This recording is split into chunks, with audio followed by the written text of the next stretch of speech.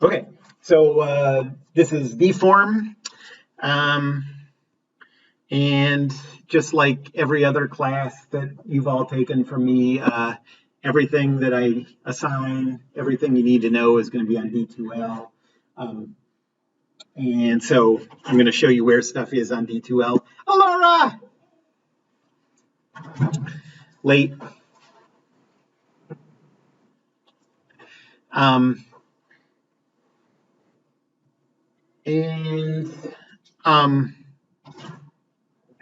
Hey, everybody's here. Okay, that's everyone in the class. Emily. So I'm going to show you where stuff is on D2L, show you where the syllabus is, and yeah. So once you get into D2L, it looks like this.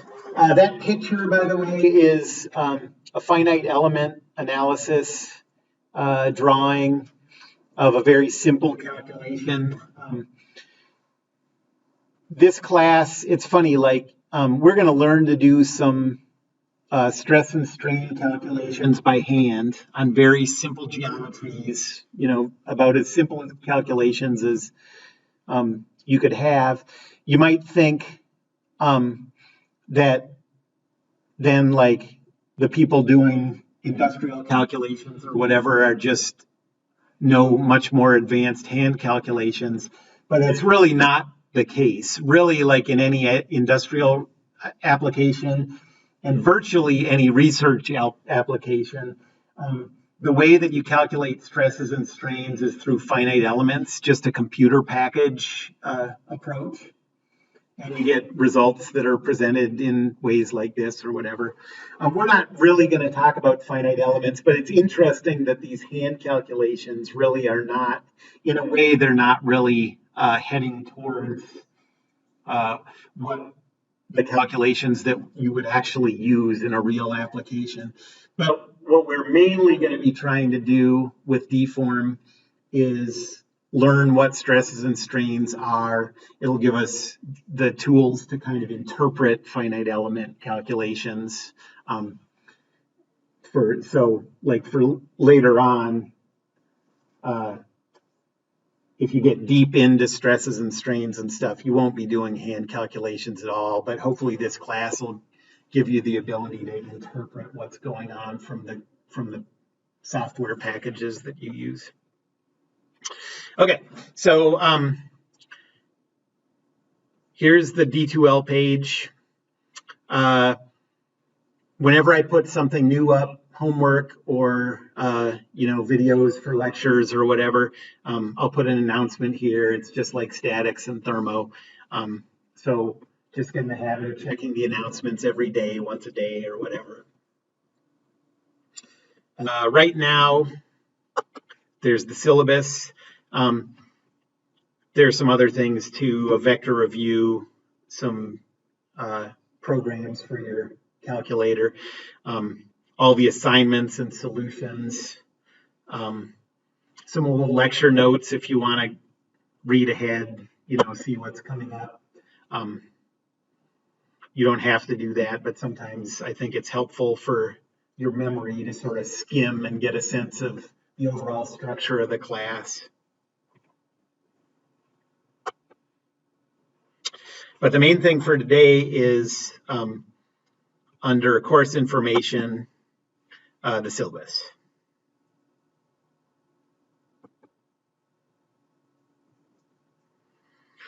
Okay, so here's the syllabus for the class. It's a 3-credit class. You made it to the first class, so you probably know how to get to the other classes, but it's Monday, Wednesday, Friday at this time. My office is S2302. The stairs down at that end of the hall, my office is right at the top of those stairs.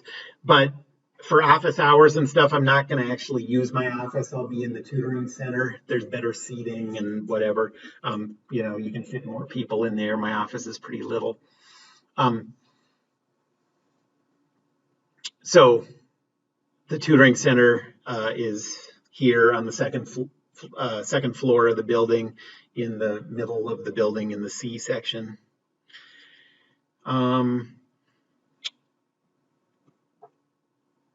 My office hours are Mondays and Fridays for an hour and a half each. That doesn't add up to a ton of office hours. I have some online classes, and I'm really just banking on people emailing me when you want to meet outside of those times. So please feel free to do that. Just send me an email and say you want to set up a time to meet. We can do it on Zoom or in person. Email is the best way to get a hold of me. That's my phone number in my office, but I never use it. So I'll get messages, but email I get right away and I can respond. It works better. The prerequisites are statics and Calc 2, and then differential equations is supposed to be a co-requisite. Those are all just listed to match what's required at the U to keep everybody sort of on pace to get everything done that we need to get done. But really of these, statics is the only one that's important for this class. You would do fine with just statics out of these. There's no textbook for this class. The one thing that you need is a programmable calculator. I'm hoping you have TI calculators because those are the ones I know how to program. We do have a bunch of TI. I think the ones we have are Inspire. Is that right? I think they may be 89s, but we have some TI calculators. If anybody wants to borrow one for the semester, we have a bunch just sitting around. This says that preferably it'd be nice if you had a calculator that did eigenvalues and eigenvectors. It's kind of okay if they don't, but it'd make things a little easier. And the ones that you can borrow from us do that, so that's kind of a nice thing. Eigenvalues and eigenvectors, really, this is probably for most of you the first class where that's a thing. Have any of you guys taken classes with, was it a math class or Calc 4? Yeah. But this is probably the first engineering class where you'll see an application for eigenvalues and eigenvectors. But really, it's just the start of like every engineering class, just about from now on, is going to have some application of that. So it's nice to have a calculator that does it, but it's not as important as it used to be because now on your phone, you can just go to Wolfram Alpha or something, and that does those calculations for you. Really, the only benefit to having it on a calculator now is that you can use it in tests and stuff.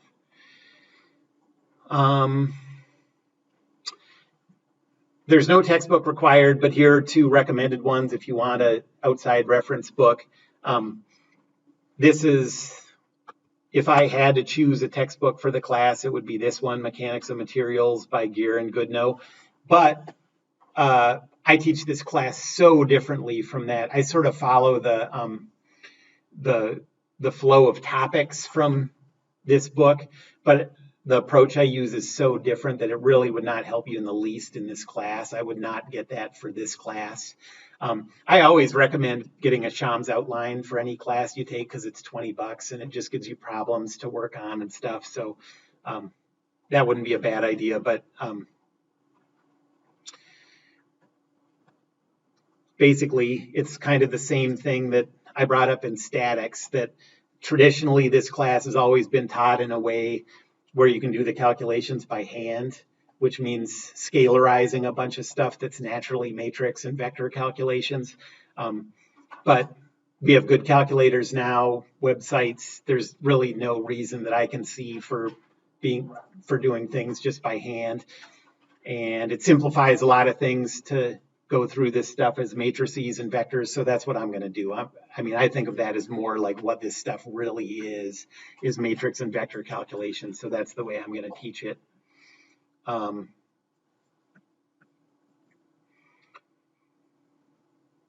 And I think I said the same thing in statics. When I first started teaching this stuff this way. I was a little nervous that people were going to get to the U and get to classes, and the way that I taught this stuff wouldn't be compatible with review things that they'd be asked to do in classes or whatever. But I've talked to a lot of students who've gone on to various places, and I've never talked to anybody that's been a problem for. So I feel pretty good about it now. And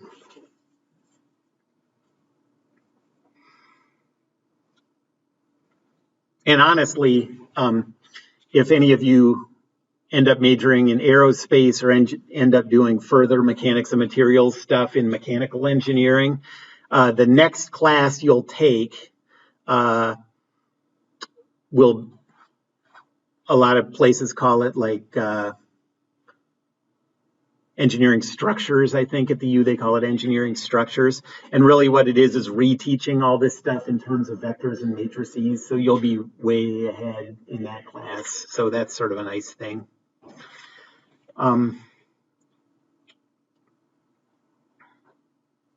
Okay, course objectives.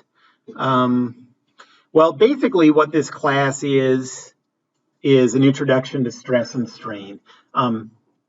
Most of you guys took statics last semester. And toward the end of statics, we started talking about internal loads. Internal loads are kind of the beginning of figuring out how to predict when something's going to break, where it's going to start to break, stuff like that. But really what you need for any kind of detailed analysis of whether something's going to be damaged, whether it's going to break, how much it's going to deform, has to involve stresses and strains. And so we're sort of going from those internal loads, the next step, to calculating stresses and strains, which you can sort of think of as the internal loads and the deformations happening at a single point. Okay, so like, what are the overall internal loads acting at a single point in a body, and what are the overall deformations happening at a single point in a body? And so those are only 1 and 2 here. That looks like a small part of it, but I mean, that's almost what this whole class is about.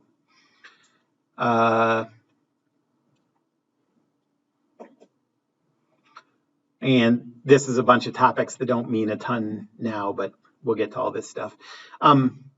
We are going to start out, so it's topics to be covered. It says the first one is a background in matrix math. As part of that background in matrix math, like I said, on Wednesday, we're going to just sit here in class and figure out on everyone's calculator how to enter this stuff, get these programs entered so everybody starts off on the right foot with these calculations. In statics, the biggest matrices you ever had to deal with were 3 by 3. Now they're 6 by 6, which means you do not want to enter anything ever by hand,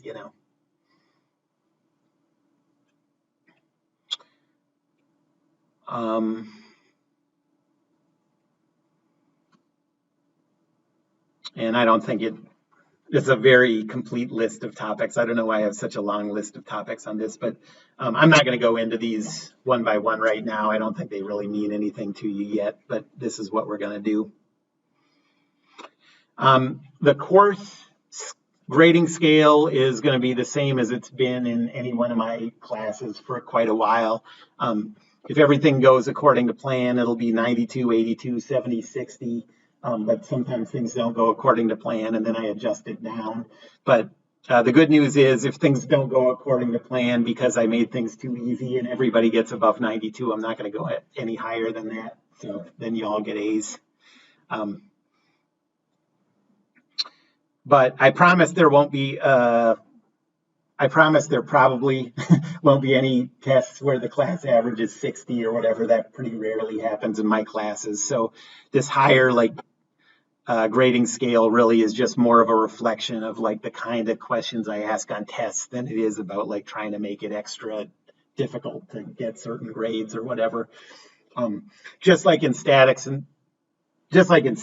guess I'll say, exam questions are going to be just very similar to the homework questions I give you. Everything should look familiar if you've done all the assignments and stuff.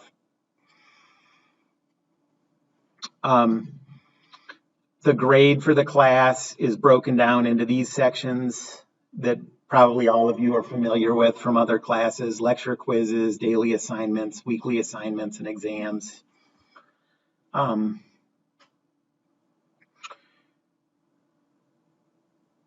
One thing that I am changing this semester, I think looking back, so I said you could turn anything in late, don't worry about it, but I really think that just ended up giving people kind of too much rope, and it ended up hurting some students a little bit, that you felt like just a little more freedom than you should have about turning stuff in late, you know what I mean?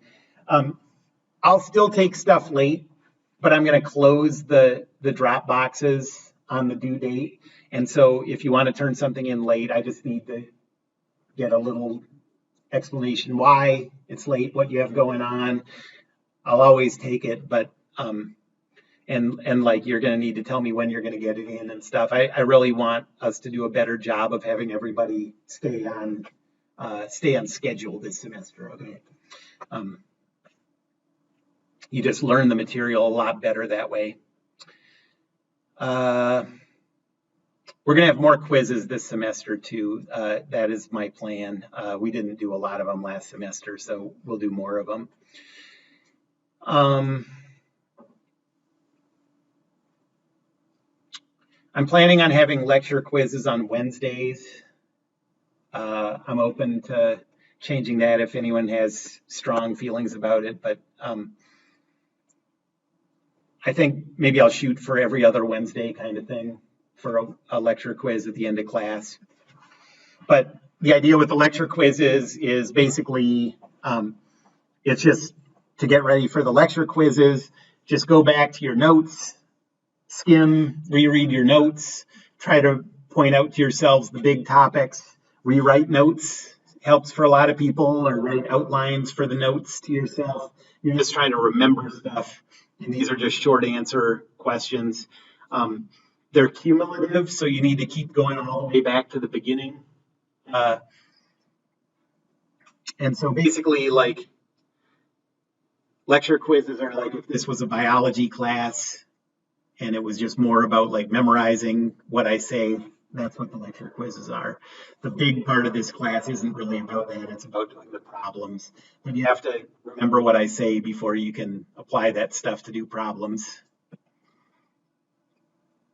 The lowest 2 quiz scores will be dropped. Yeah, in statics, like I dropped the lowest 2 quiz scores and that left us with like 2 quiz scores. Okay, we're going to do better on that this time. Okay, and then the daily assignments. Those, so every class, not today because we're not getting into material, but after today, every class I'm going to give you assignments to work on. They'll all be drawn from the list of problems that's given in D2L. I think all of those have solutions, at least most of them have full solutions given. I am not going to, so I'm going to grade those like a 1 or a 0 based on whether you turned it in or not. It's just sort of to make sure that you're continuing to do this stuff and stay on schedule. But my grading of those is not going to help you at all. So if you have questions about any of those problems, you need to send me an email about it. I'm just going to be checking off whether you did it or not. Since there's 16 weeks, 3 classes per week, that's 48 daily assignments. And those 48 daily assignments add up to a total of 10% of your grade.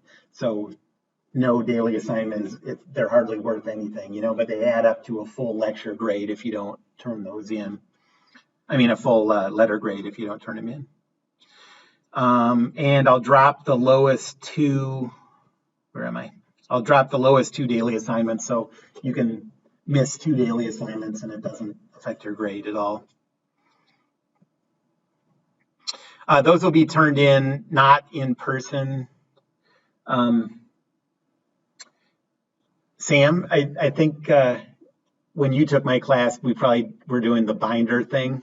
Okay, everyone hated the binders. We're not doing that anymore.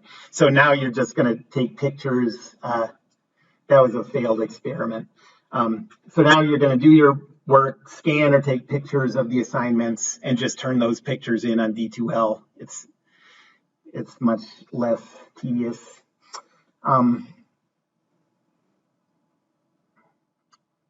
Okay, and then getting into the things that are worth more of your grade, the weekly assignments and the exams. So the weekly assignments are, they're not going to be as many of them, but those are, and in a lot of ways, they're similar to the daily assignments, but I'm going to grade those carefully so you can actually use my grading on that as a little bit of a guide to how well you're understanding the material. You can use your notes, you have like a full week to work on it. You can talk to each other about it. As long as what you submit is your own work. I don't want people turning in identical stuff where you're just copying from each other. So the idea is if you work together, talk through stuff, figure out how to approach the problem together, and then go do the problem on your own. That's the idea of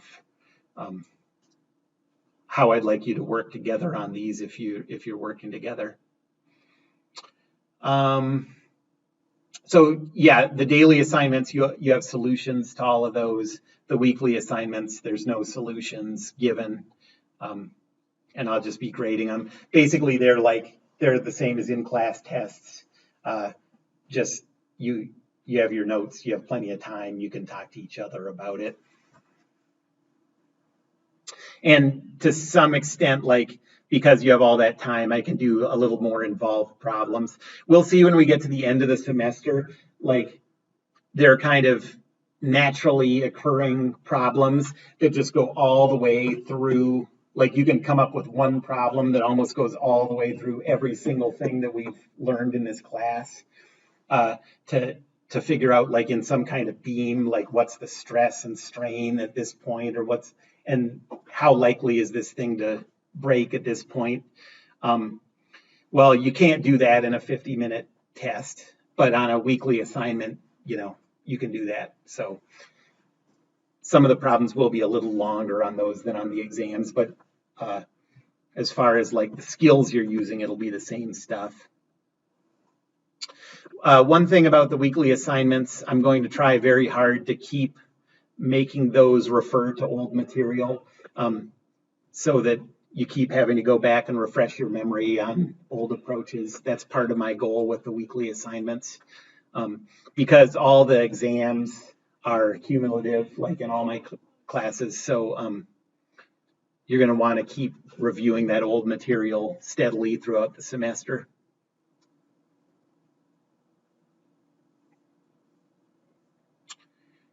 Okay. The biggest part of your grade is the exams. That's worth half the grade. There's a total of 4 of those, so each one is worth 12.5%. And each one of those, like I said, is cumulative.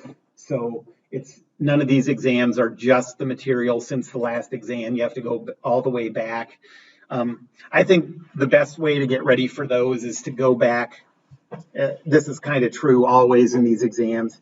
Go back to the beginning, look at the daily assignments and the weekly assignments, look at the question and just ask yourself, do I remember how to approach this problem? And if you can, in your head, just roughly say yeah, you do this, this, this, then, don't spend a lot of time reviewing that. You're probably good on that thing. But when you get to a problem where you're hazy on how you approached it or what that question is about, then those are the ones to spend a little more time reminding yourself how to do the problem. And once you get to the point where with all of those, any one of those daily problems and weekly problems that have been assigned, you would know how to go through it and you'd know why you make the decision you make at every step of doing it, then you'll do great on an exam.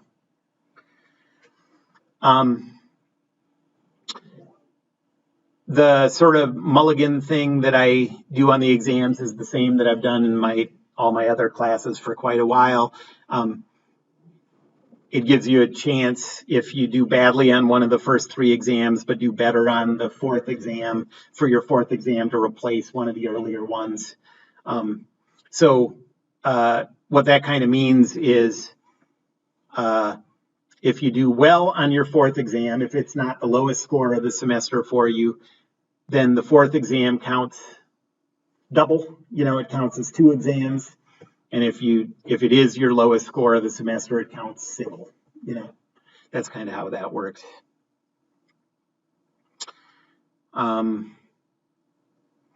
This also can, replace a 0 with a score.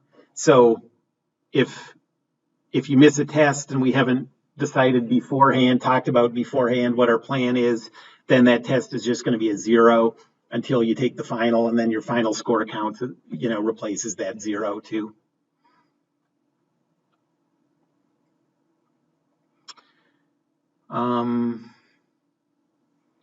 Any questions about any of those parts of the class?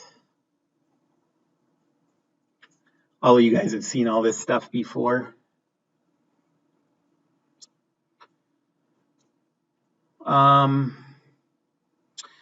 And cheating, I have almost never had problems with that in engineering classes, so I'm not really worried about it. But the website Chegg is getting to be a bigger and bigger difficulty for math and engineering and physics classes.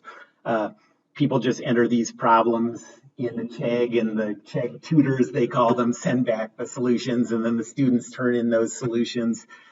It's usually, especially in my classes, because I tend to teach all my classes in sort of an unusual way, it's very, very easy for me to see when somebody is using a different approach than, and then I just go to they're using a totally different approach than we ever talked about in class. I enter it in a Chegg and it pops up. So don't do that, please. There's a canceled class number. I guess that is more important in the winter, spring semester than in the fall semester if stuff gets snowed out. But as soon as I know a class is going to get canceled, I'll also put it on D2L, so you can also just look at the D2L announcements.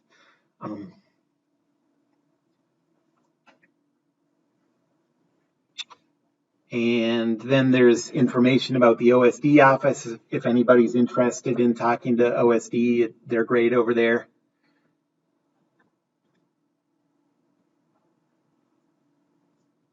This is a non sequitur here. That's not supposed to be there, I don't think.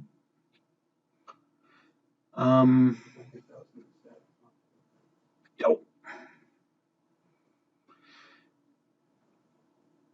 All right, anybody have any questions about the class? All right, well, let's go ahead and play in the snow instead of talking about engineering today. So Wednesday, bring your calculators, and we'll make sure that everybody knows how to, the steps for programming, the stuff we need to program is different for every TI calculator, but we'll just figure out for the one everybody has how to do this and get ready to go into, we'll talk about the same vector review that we talked about in statics. We'll talk about some matrix calculations, and then finally we'll start getting into some. Oh, and also next time we'll do, I'll talk about kind of the flow of where this fits into mechanics classes and stuff like that. We'll get into it that way. Yes? Are you still posting the lectures on YouTube? Yes. So after every class, I'll put a link to the video, and in the content on D2L, I'll put a PDF of the notes. Yep, so that should all be available. And if I ever forget and you notice, just please tell me, because I'm not the best with all the keeping track of a lot of moving parts at once, so I'll sometimes just get on to the next class and forget to post it, so just tell me. Any other questions? And I really like the idea last time of like whenever anyone comes late to like make a super big deal out of it. I wouldn't have thought of that on my own, but I really appreciate that. And so I guess I'll just keep doing that. I mean, okay, that's bad news for Gilberto especially. Okay. Well, that's it. So have a good semester, everybody, and I'll see you on Wednesday.